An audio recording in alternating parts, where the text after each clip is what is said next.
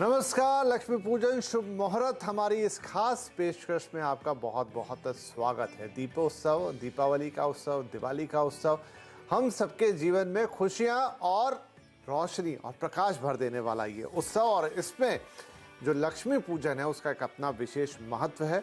और इसीलिए हम सबके मन में हर बार ये प्रश्न रहता है कि कितनी अच्छी तरीके से इस पूजन को हम कर पाएँ, अर्थात इसका मुहूर्त क्या है, यानी शुभ मुहूर्त क्या है, इस बार की विधि में क्या कोई अंतर है, किस तरीके से आप जो लक्ष्मी जी की मूर्ति है या श्री गणेश की मूर्ति है उनकी स्थापना करनी है, क्या किसी पर्टिकुलर कपड़े का रंग का इस साल कुछ ज़्यादा महत्व है, किस राशि के जातक को किस तरीके से पूजा विधि करनी चाहिए, क्या कोई उसका महत्व है। ये सारी बातें हर साल होती हैं। वैसे इस पे कई लेख छपते हैं, कई जगह होती है, लेकिन हर साल कुछ अलग इसमें किया जाता है। और अगर विद्वानों की राय से इसको किया जाए, जो शास्त्री हैं, ज्योतिष शास्त्री हैं या आचार्य हैं, उनसे समझकर इसे किया जाए तो निश्चित तौर पे इसमें जैसा कहा जाता है धन धान्य की प्राप्ति होती है और विधि विधान से पूजा संपन्न होती है। तो आज भी कुछ ऐसा ही प्रयास रहेगा बातचीत के दौरान कि इस साल क्या कुछ खास चीज़ों का आपको ध्यान रखना है, किस राशि के जातक के लिए किस तरह का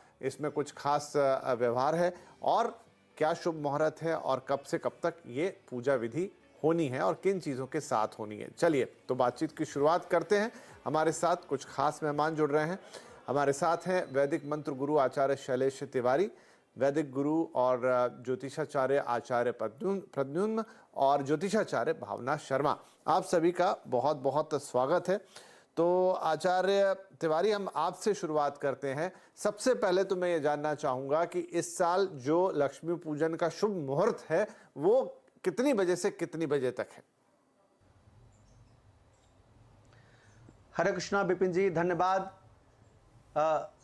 कार्तिक मास की कृष्ण पक्ष की अमावस्या तिथि को महालक्ष्मी पूजन दीपावली उत्सव मनाया जाता है और साल 2022 का जो अमावस्या तिथि का प्रारंभ हो रहा है वह 24 अक्टूबर शाम 5:27 से शुभारंभ हो रहा है अमावस्या तिथि का।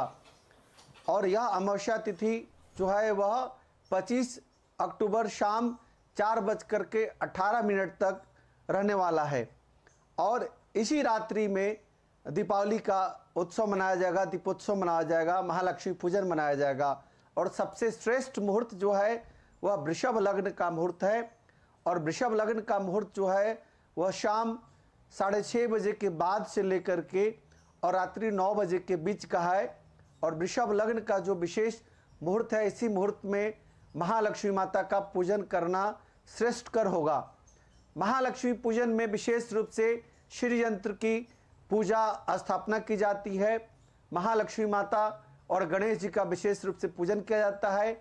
महालक्ष्मी माता को प्रसन्न किया जाता है। इसमें महामंत्रों का विशेष रूप से प्रयोग होता है।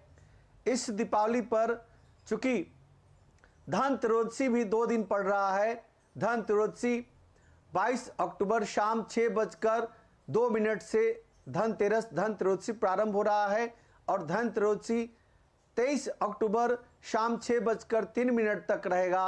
और ठीक चतुर्दशी जो काली चौदस कहा जाता है वह 23 की रात्रि में उसकी पूजा होगी, यानी छोटी दीपावली 23 की रात्रि में होगी।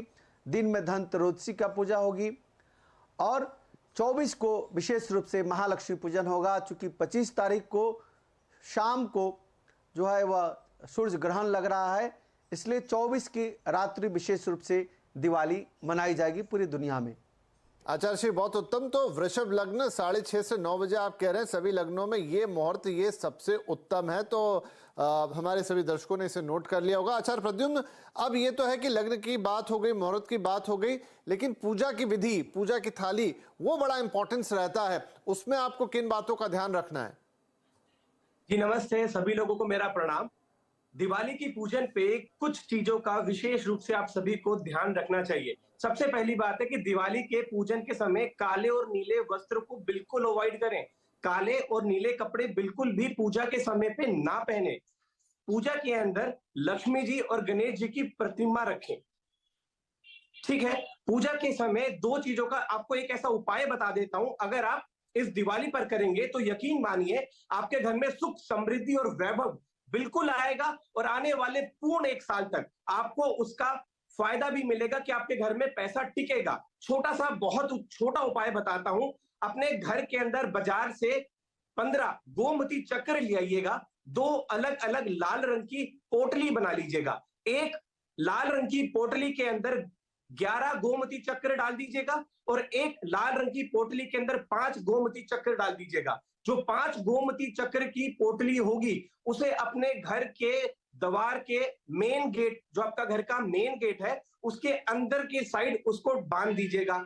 जो दिवाली के पूजन के बाद, जैसे गुरुजी ने बताया कि जो दिवाली का पूजन का महत्व बताया, उसके समय के बाद जब कपूर की आप आरती कर ले, कर्पूर गौरम करुणावतारम संसार सारम भुजगेंद्र हारम सदा वसंतम हृदय विंदे भवन भवानी संतम नमानि आरती के बाद उस 11 जो आपके पास गोमती चक्र होंगे, जो लाल रंग की पोटली में आप बनाएंगे, चुपचाप उसको तिजोरी में रखिए आए। अगर आप ऐसा उपाय करते हैं तो यकीन मानिए कि इस दिवाली के बाद आपकी घर के अंदर जो सुख समृद्धि वैभव में कुछ भी दिक्कत आती है, आप मेहनत तो करते पर उसका रिजल्ट नहीं मिलता, तो ये छोटा सा उपाय करने से आपको लाभ मिलेगा। महालक्ष्मी जो होती हैं, वो ज्योतिष के अनुसार, वास्तु के अनुकूल, शास्त्रों के अनुकूल शीशे का भी प्रतीक माना गया है। तो अपने मंदिर के समय पर जब आप पूजा करें तो शीशे को जरूर रखें। अगर आप पूजा करते समय मंदिर में शीशे को रखेंगे तो महालक्ष्मी प्रसन्न होगी। चाहे लड़का हो चाहे लड़की हो, अपने कंधे पे लाल रंग का कपड़ा जरूर धारण करें और हमेशा पूजा की विधि के अंदर पूजा करते समय विशेष बात का ध्यान रखें कि सर पर कपड़ा जरूर रखें।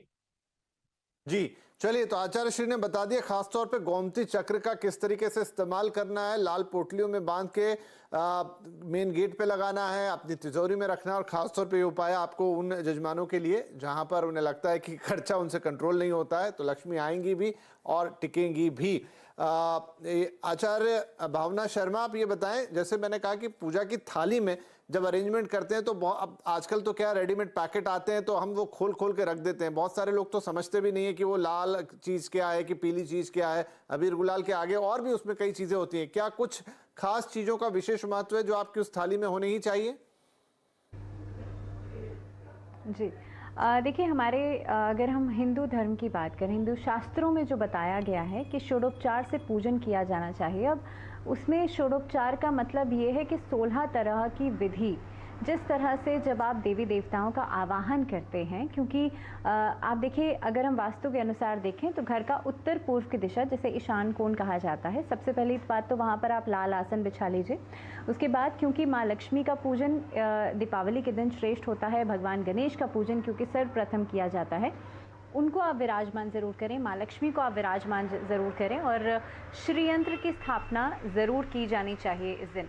चांदी का कोई लक्ष्मी गणेश जी का सिक्का इस दिन उसकी पूजा ज़रूर होनी चाहिए। उसके बाद आप उसे लाल कपड़े में बांध करके अपने तिजोरी में या जहाँ पर भी आप अपना कैश रखते हैं, लेकिन अगर मान लीजिए आप प्लास्टिक मनी बहुत ज़्यादा यूज़ करते हैं तो कोशिश करें आप उसे घर के नॉर्थ ईस्ट डायरेक्शन में रखें, क्योंकि घर का उत्तर की दिशा कुबेर भगवान की दिशा मानी जाती है। तो इसलिए आप वहाँ रखेंगे तो आपके फाइनेंसेस में बढ़ोतरी होगी।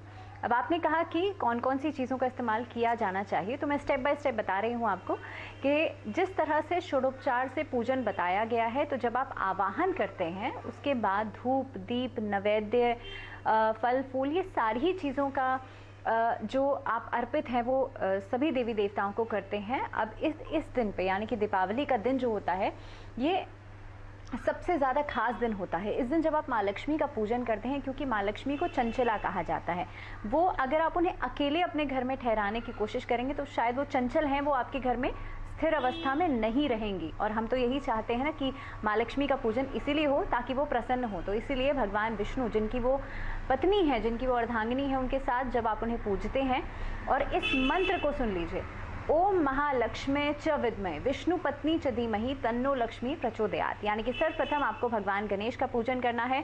भगवान गणेश को इस दिन पान का पत्ता ज़रूर अर्पित करें, इस दिन सुपारी ज़रूर अर्पित करें, इस दिन इलायची ज़रूर अर्पित करें। ध्यान रखिएगा, आप इस दिन भगवान गणेश की पूजा इस तरह से करते हैं और गणेश वंदना से शुरुआत करते हैं तो आपका बुध भी मजबूत होता है, आपका मर्करी भी मजबूत होता है। दूसरी चीज़, जैसे मैंने कहा, माँ लक्ष्मी का पूजन ज़रूर किया जाना चाहिए। लक्ष्मी चालीसा या लक्ष्मी स्तोत्र का पाठ ज़रूर करें। इसके अलावा जिस समय पर आप श्रीयंत्र की स्थापना कर रहे हैं, जो वृषभ लग्न, जो स्थिर लग्न है, वो बताया गया है आपको इस समय पर, जो मुहूर्त आपको बताया गया है तकरीबन 6:45 यानी कि 6:55 से लेकर के 8:21 तक का जो समय है, इस समय के बीच में आप कोशिश करें कि श्री सूक्त जी का पाठ ज़रूर करें। उससे भी आपके फाइनेंसेस बेहतर होते हैं, घर में सुख समृद्धि आती है, घर में वैभव आता है। और कुबेर भगवान की पूजा इस दिन ज़रूर करनी चाहिए, क्योंकि देखिए कुबेर भगवान तो कोषाध्यक्ष हैं और जितना भी आपका पैसा है, जितनी भी आपकी फाइनेंसेस हैं, वो बेहतर करते हैं कुबेर भगवान की पूजा करने से। इसके अलावा एक बहुत छोटी सी चीज़, क्योंकि ये बहुत बेसिक सी चीज़ें हैं जो कई लोगों को रिचुअल की तरह लोग फॉलो करते हैं लेकिन पता नहीं है। जब हम खील बताशों से जब माँ को अर्पित करते हैं या देवी देवताओं की पूजा करते हैं, तो खीलें जो उसका नेचुरल सा वो है कि जो चावल फूल करके खीलें बनती हैं, तो जब आप पूजा करेंगे उसके बाद उन खीलों को, जो पूजा की हुई खीलें हैं, उनको पूरे घर में बिखेर दीजिए। उसका बेसिक पर्पस यही है कि जिस तरह से वो खीलें आपके घर में बिखरी हुई होती हैं, आपके घर में सुख समृद्धि, जो धन धान है, वो बढ़ता है और घर का वैभव बढ़ता है। घर में से जितनी भी नेगेटिविटी है वो खत्म हो जाती है। इसके अलावा आप घर में अगर कोई वास्तु दोष है, किसी तरह का नेगेटिविटी है, तो घर के मेन एंट्रेंस पर स्वास्तिक इस दिन ज़रूर बनाएं, क्योंकि स्वास्तिक बनाने से आप भगवान गणेश का पूजन तो कर ही रहे हैं, और स्वास्तिक के अंदर जो 4 बिंदी लगती है ना, रिद्धि सिद्धि और शुभ लाभ, भगवान गणेश की 2 पत्नियां और 2 पुत्र, उनको भी आप घर में आवाहन करते हैं, उनको भी घर में विराजमान करते हैं। और हम बंधनवार भी तो ऐसे ही लगाते हैं ना, शुभ लाभ, ताकि आपके घर में भी शुभता आए। जी जी बिल्कुल आचार्य भावना, आपने काफ़ी सारी चीज़ें बता दी और बिल्कुल क्रम अनुसार, विधि के अनुसार, और मैं उम्मीद करता हूँ कि हमारे सभी दर्शकगण इसका लाभ जरूर लेंगे, ताकि उनकी पूजा बिल्कुल विधिवत ढंग से हो और बहुत ही उत्तम पूजा वो कर पाए। आचार्य तिवारी, ये बताएं कि एक नैवेद्य, उसमें भी कई लोगों का सवाल रहते हैं कि हम नैवेद्य में क्या लगाएं। वैसे तो है कि भाई आपने मिठाई मंगा ली और दिवाली का मौका है, आपने मिठाई चढ़ा दी, कुछ लोग पान सुपारी ये सब भी रखते हैं, लेकिन क्या कुछ खास होना चाहिए नैवेद्य में? किन चीज़ों का ध्यान रखना चाहिए? हरे कृष्णा। सबसे पहले महालक्ष्मी माता की पूजन में गौ माता के जो कुछ भी दूध से बना हुआ प्रसाद है, वह प्रसाद ज़्यादा लाभकारी होता है। जैसे आप देख रहे हैं यहाँ पर श्री यंत्र हैं। सबसे पहले महालक्ष्मी माता की पूजन में श्री यंत्र माता का विशेष रूप से पूजा की जाती है। नैवेद्य के रूप में आप पेड़ा को चढ़ाएं तो ज़्यादा लाभकारी होता है। खीर चढ़ाया भी जाता है और खीर से विशेष हवन भी किया जाता है और खीर से अभिषेक भी किया जाता है। इस दीपावली के पावन अवसर पर विशेष रूप से नैवेद्य के रूप में आप गौ माता के दूध से बना हुआ आप पेड़े चढ़ाएं, खीर चढ़ाएं अथवा मखाना की खीर चढ़ाएं तो विशेष रूप से महालक्ष्मी प्रसन्न होती हैं। और इस महालक्ष्मी के पावन अवसर पर, इस दीपावली के पावन अवसर पर मैं विशेष रूप से कुछ महामंत्र बताने जा रहा हूं, जो चूंकि मैं श्री विद्या त्रिपुर सुंदरी का उपासक हूं। श्री माता का यह 3 महामंत्र, ओम श्रीम श्रेयाय नमः, यह त्रय अक्षरी महामंत्र है। त्रिपुर सुंदरी राजेश्वरी का यह त्रय अक्षरी महामंत्र ओम श्रीम श्रेयाय नमः, यह विशेष रूप से आपको धनवान बनाएगा। साथ ही साथ श्रीम ह्रीम श्रीम कमले कमलालय प्रसिद्ध प्रसिद्ध श्रीम ह्रीम श्रीम ओम महालक्ष्मी नमः, यह महालक्ष्मी माता का मंत्र पूरी दीपावली की रात्रि आप कमलगट्टे का माला से जप करें तो निश्चित तौर पर आपके घर में धन धान की वृद्धि होगी। और साथ ही साथ यह त्रिपुर सुंदरी का षोडशी महामंत्र ओम श्रीम ह्रीम श्रीम ओम ह्रीम श्रीम कायल हरीम हा सकल हरीम सकल हरीम, यह विशेष महामंत्र त्रिपुर सुंदरी राजेश्वरी का षोडशी महामंत्र विशेष रूप से आपको लाभ की प्राप्ति कराएगा। इस दिन माँ लक्ष्मी पर विशेष कमल पुष्प चढ़ाना बहुत लाभकारी होता है। हरिद्रा से, हल्दी से आप श्री यंत्र के ऊपर और कुबेर देवता की मूर्ति के ऊपर विशेष रूप से महाअभिषेक कर सकते हैं। ओम हिरण्यवर्णाम हिरण्यम स्वर्ण चंद्राम हिरण्यम लक्ष्मी जात भेदो म आवह तामह जात भेदो लक्ष्मण पागामनीम यश्याम हिरण्यम विद्येहम गामश्व पुरुषानहम अशपूर्वाम रथ मध्याम अस्तिनाद प्रबोधनीम श्रियम देवी मुपहे श्रीमाम देवीजुस्ताम कामसो अस्मिताम हिरण प्रकरमद्राम ज्वलंतीम तीर्थाम तर्पयंतीम पद्म सिताम पदवर्णाम तामिहो पवे श्रियम चंद्राम प्रभाषम श्याम ज्वलंती श्रियम लोके देवजुष्टाम दाराम ताम पद्मा निमिषणम प्रपदे लक्ष्मी शताम ताम विडोमी आदित्य वर्णे तपशोधि जातो वनस्पति शतु वृक्षतु बिल्वा तस् फलानि तपसानो दंतु मंत्राश्च वाह्या लक्ष्मी उपायतु माम देव सका कृतिश्च मनिनाम सह पादभूत राष्ट्रश्मी कृतिमृतम दात में श्रुति पपा श्यामलाम ज्येष्ठाम अलक्ष्मी न श्यामाम आभूतिम असमृद्धिम सर्वानुर मेघरात गंधद्वाराम दुराधशान पुष्टाम करिशनेम ईश्वरीम सर्वभूतानाम तामिहो पेश्रियाम यह मनसा कामा कुति वाचसतम सीमहि पशुनारूपमय शिशताम सह कर्दम न प्रजाभूता मई संभव कर्दम श्रम वासमे कुले मात्र पद मालिनीम आपह सृजंतुना चिक्लित वश में गृह नित्यदे मात्रम श्रम वासमे कुले आद्रम पुष्करणिम पुष्टिम पिघलाम पद मालिनीम चंद्रामहरण लक्ष्मी जात वेदोमा आवह आद्रम कर्णिम श्रीम सुवर्ण मालिनीम सूर्यामहरण लक्ष्मी जात वेदोमा आवह तामह जात वेदो लक्ष्मणपागामिनी यश्याम हिरण्यम विद्यम गमत्स पुरुषानाम यह शुचि प्रभुत्वा जोहियाद जन्महम सूक्तम पंच दशर्चम च श्रीकामम सत्यम जपेत। विशेष रूप से अष्ट धातु निर्मित श्रीयंत्र के ऊपर अथवा स्फटिक के श्रीयंत्र के ऊपर अथवा किसी भी पत्थर के श्रीयंत्र के ऊपर अष्ट धातु के कुबेर जी के ऊपर विशेष रूप से हल्दी से रोली से तो आचार्य श्री शैलेश तिवारी जी, तो आपने ऑलमोस्ट मतलब हमारे दर्शकों को विधि के साथ पूजा का एक लाइव डेमो ही दे दिया और मैं उम्मीद करता हूं कि ये अब तो इस बार दिवाली पूजन जो है हमारे दर्शकों का तमाम लोगों का बहुत ही शानदार होने वाला है। मुझे एक छोटा सा ब्रेक यहाँ पर लेना होगा। ब्रेक के बाद कुछ और महत्वपूर्ण बातें पूजन की विधि से और कुछ रंगों से भी जुड़ी हुई कि भाई किस रंग का कपड़ा पहनना है। ये भी कई लोगों का मन में सवाल होता है कि उस दिन कुछ खास कपड़े पहनने से, कुछ खास रंग इस्तेमाल करने से खास राशि वालों के लिए क्या कुछ ज़्यादा बेहतर रहता है। एक छोटा सा ब्रेक, बातचीत जारी है।